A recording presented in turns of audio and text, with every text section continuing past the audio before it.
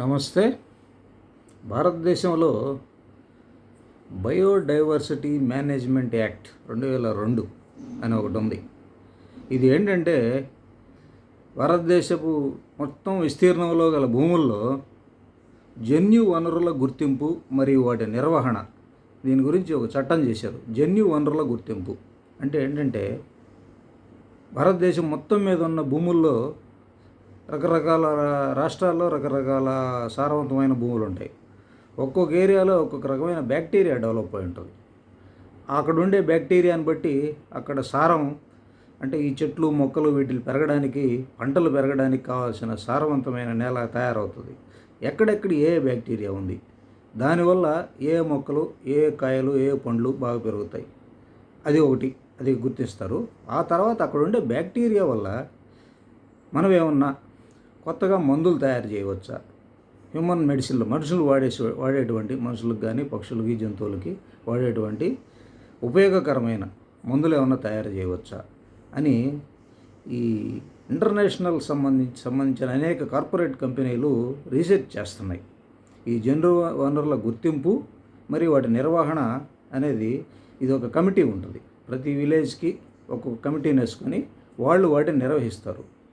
ఈ foreign companies వీడి మట్టి నమూనాలు తీసుకొని ఎక్కడెక్కడ ఏ బ్యాక్టీరియా ఉంది, అది మనకి ఎంతవరకు పనికి వస్తుంది, ఒకవేళ పనికి వస్తే దాని నుంచి అదే బ్యాక్టీరియాని విస్తృత స్థాయిలో తయారు చేస్తారు. అట్లా చేసినప్పుడు వాళ్ళకి లాభాలు వస్తాయి. ఆ కంపెనీకి ఆ లాభాలు ఏ ప్రదేశం నుంచి అయితే ఆ బ్యాక్టీరియాకు సంబంధించిన మట్టిని తెచ్చారో అది వీళ్ళకి పంచాలి అని ఒక చట్టం ఉంది. సో ఇది ఎక్కువగా రైతులకు బాగా ఉపయోగకరం. ఇప్పుడు మనకి ఆంధ్రాలో నూజివీడు మామిడి పండ్లు అని అంటారు. వాటి టేస్టు అవుట్ స్టాండింగ్, చాలా బాగుంటుంది.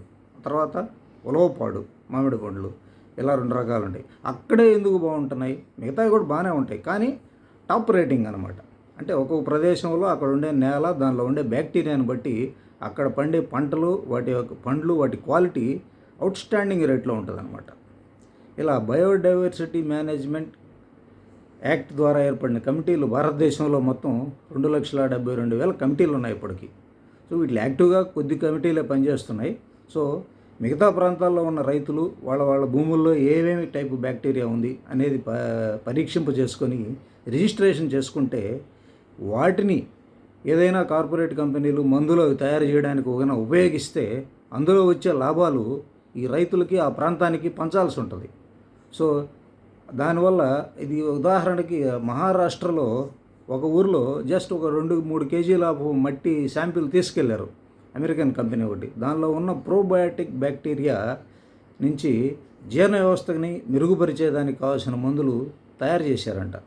సో జస్ట్ ఆ 2-3 కేజీల్లో నుంచి వచ్చిన బ్యాక్టీరియాతోనే దాదాపు 140 కోట్ల రూపాయల ప్రాఫిట్ ఆ ప్రాంతం వాళ్ళకి పంచారు.